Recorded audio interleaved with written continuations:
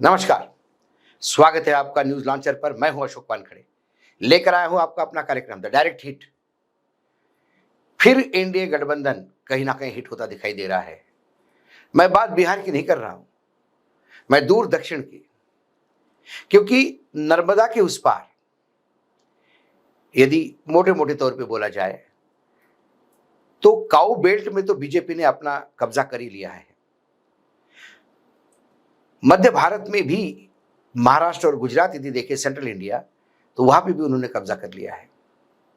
लेकिन फिर तेलंगाना, कर्नाटक, तमिलनाडु, केरल, ये चार बड़े राज्य हैं दक्षिण के, जहां भाजपा छटपटा रही है।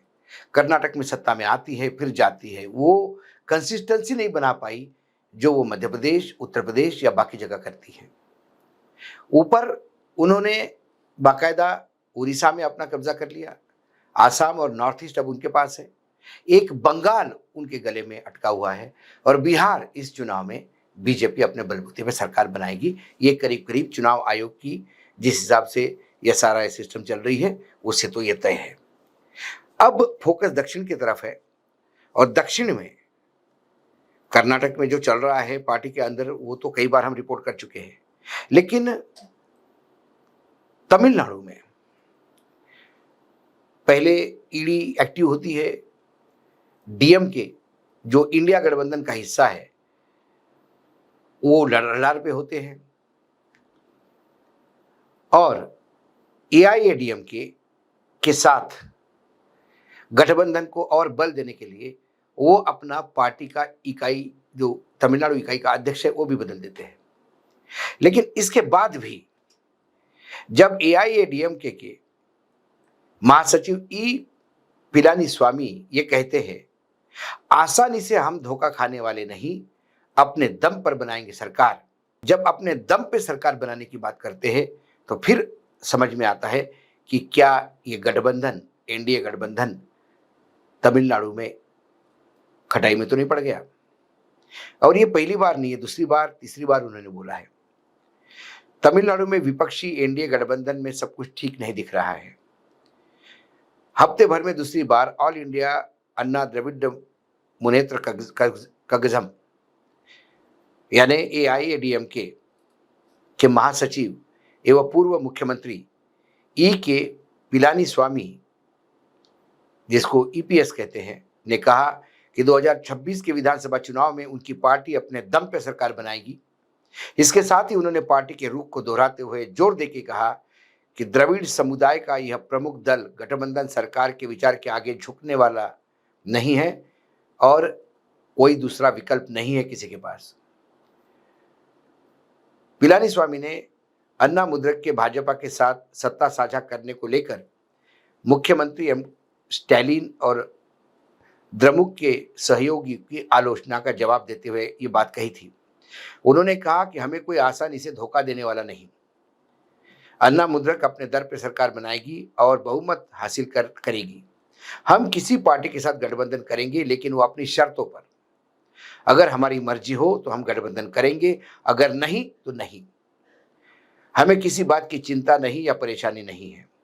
उन्होंने दावा किया कि एआईएडीएमके और भाजपा गठबंधन और बाकी बहुत सारी छोटी पार्टियां एआईएडीएमके के साथ आने को तैयार है। इसके वजह से कहीं ना कहीं स्टैलिन को बुखार आया है। उन्होंने कहा कि हम इस बार आने वाले चुनाव में 210 से ज़्यादा सीटें जीतकर सरकार बनाएंगे, क्योंकि कुछ और भी पार्टियां जो रीजनल छोटी पार्टियां हैं वो हमारे साथ हैं। हमारा मानना है कि मुद्रक सरकार को उखाड़ फेंकने के लिए प्रतिबद्ध सभी दलों को एक छतरे के नीचे आना होगा, और इसके लिए अन्ना, द्रमुक और कई लोग साथ में आए, उसमें भाजपा भी साथ में आई। चुनाव परिणाम मुद्रक के लिए बड़ा झटका होगा और इसे छिपाने के लिए स्टैलिन ध्यान भटकाने की बात कर रहे हैं। उन्होंने आगे कहा कि मुद्रक के विपरीत अन्ना मुद्रक वंशवादी शासन के पक्ष में नहीं है। बता दें कि इसके पहले बुधवार को पिलानी स्वामी ने कहा था कि अगले साल होने वाले विधानसभा चुनाव में भले ही गठबंधन की जीत हो, लेकिन वह अपने दम पर ही सरकार बनाएंगे और खुद मुख्यमंत्री बनेंगे। इसके पहले अप्रैल में वह इसे तैयार तरह का बयान दे चुके हैं। लेकिन भाजपा के साथ गठबंधन होने के बाद केंद्रीय गृह मंत्री अमित शाह ने कहा था, गठबंधन की जीत होने के बाद मुख्यमंत्री एआईएडीएमके के ही होगा, लेकिन चेहरा पलानीस्वामी का नहीं होगा। पलानीस्वामी ने बुधवार को दिए बयान के बाद भाजपा के नेता अन्नामलाई ने गठबंधन में खटपट को तब हवा दे दी जब उन्होंने कह डाला कि तमिलनाडु में अगली सरकार तो गठबंधन की ही बनेगी, भले उसमें एआईएडीएम के साथ रहे या न रहे। इससे स्पष्ट है कि गठबंधन में सब कुछ सामान्य नहीं है। अब एक तो पलानीस्वामी जो कह रहे हैं कि भाई हमारा जो गठबंधन है, मतलब हमारी पार्टी है, वंशवाद की नहीं, डीएम के वंशवाद की पार्टी है, वो भूल गए कि ये पार्टी एडीएमके से ही अलग निकली हुई पार्टी है। और एमजीआर जो डीएमके के ही एक बड़े नेता थे, उन्होंने करुणानिधि से झगड़ा होने के बाद अपनी अलग पार्टी बनाई और फिर अपने बलबूते पे वो पार्टी चलाई। उनकी पार्टी जाने के बाद बहुत ही कम समय के लिए उनकी पत्नी को पार्टी के कुछ लोगों ने सामने लाने का प्रयास किया, लेकिन एमजीआर आखिरी समय में बीमार होते हुए भी मुख्यमंत्री बने हुए थे और सत्ता की चाबी पूरी जयललिता के पास थी। एक छोटा प्रयास किया एमजीआर की पत्नी को, शादीशुदा पत्नी को सामने लाने का, जानकी को, लेकिन वो काम नहीं चल पाया। उसके बाद जयललिता जी आई। जयललिता और एमजीआर के संबंध सारी दुनिया को पता थे और फिर जयललिता जब तक जीवित रही पार्टी को उन्होंने संभाला, बाकायदा सत्ता में भी लाया, रिपीट भी हुई। तो वंशवाद तो वहां पे भी चला और वो तो वंशवाद कम से कम यहाँ तो खून के रिश्ते वाला है, वहां तो प्यार मोहब्बत वाला वंशवाद चला। कुल मिलाकर जो स्थिति है तमिलनाडु में, बीजेपी को वहां पैर रखने के लिए जगह नहीं है और पैर तभी रख सकते हैं जब कोई लोकल बड़ा प्लेयर उनके साथ हो। तमिलनाडु की राजनीति दो पार्टियों के बीच में खेलती है, डीएमके, एआईएडीएमके। एआईएडीएमके में जयललिता की मृत्यु के बाद शशिकला ने आने का प्रयास किया, बहुत सारा पार्टी में उलट-पुलट हुआ। फिर पार्टी पे मुख्यमंत्री भी बने, लेकिन वो मुख्यमंत्री भी ज्यादा दिन टिक नहीं पाए और उसके बाद आने वाले चुनाव में डीएमके ने क्लीन स्वीप किया। डीएमके में जितने झगड़े थे, क्योंकि स्टालिन से जो बड़े भाई थे उनका भी एक वजूद था, लेकिन वो भी सीधे हाशिए पे लग गए। कनिमोझी ने सीएम के साथ, स्टालिन के साथ कॉम्प्रोमाइज कर लिया। अब वो वहां पे अनडिस्प्यूटेड लीडर है और उनके सामने बिखरी हुई एआईएडीएमके है, लेकिन फिर बता नहीं सकते कि यदि एंटी इनकम्बेंसी का काम चला और लोगों को बदलाव ही चाहिए तो एआईएडीएमके का भी नसीब खुल सकता है। लेकिन एआईएडीएमके इस बात को बार बार दोहरा रही है कि भाजपा हमारे साथ है तमिलनाडु में, लेकिन हमारी शर्तों पे। भाजपा का हमेशा रहा है कि भाजपा अपनी शर्तें लादकर किसी भी राज्य में हो, आप देखिए महाराष्ट्र में कैसी सरकारें चल रही है, आप देखिए बिहार में कैसी सरकार चल रही है जहाँ गठबंधन की सरकार है। इन दोनों जगहों जो गठबंधन की सरकार है वो किस हिसाब से सरकार चल रही है, ये सब हम देखते हैं। केंद्र में एनडीए की सरकार है, लेकिन एनडीए के जो घटक दल है उनकी कितनी चलती है, उनके मंत्री की कितनी चलती है, ये किसी से छुपा नहीं। लेकिन तमिलनाडु में यदि बीजेपी को किसी के साथ जाना होगा तो फिर उसके शर्तों पे जाना होगा, उन्होंने कहा। और उन्होंने खुद को मुख्यमंत्री भी घोषित कर दिया, जबकि अमित शाह कह चुके थे कि पलानीस्वामी चेहरा नहीं होंगे, लेकिन उन्होंने कहा कि मैं ही चेहरा होऊंगा, मैं ही मुख्यमंत्री बनूंगा।